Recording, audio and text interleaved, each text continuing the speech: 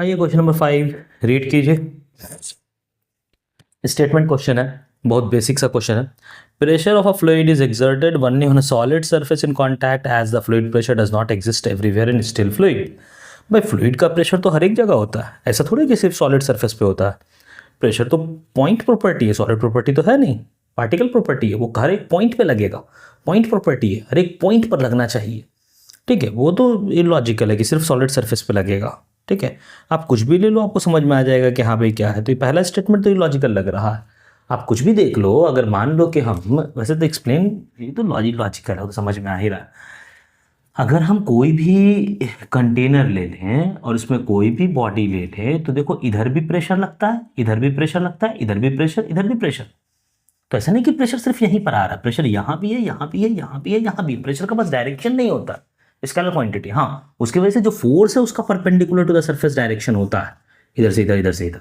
तो जरूरी नहीं कि प्रेशर सिर्फ सॉलिड कांटेक्ट में लगेगा, वो कहीं पर भी लग सकता है। तो स्टेटमेंट 1 तो बेसलेस, मतलब फॉल्स।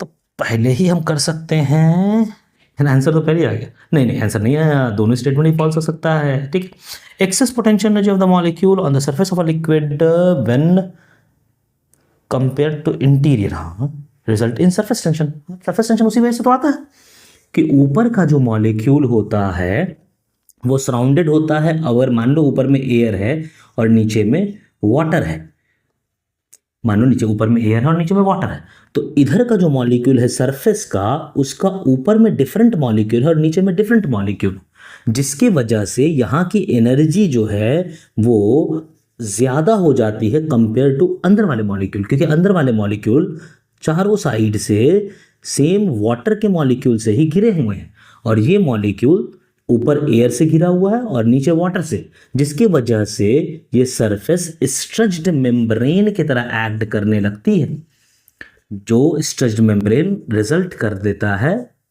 टेंशन के फॉर्म में, जिसको हम कहते हैं सरफेस टेंशन, जो होता है फोर्स पर यूनिट लेंथ। ठीक है, बढ़िया।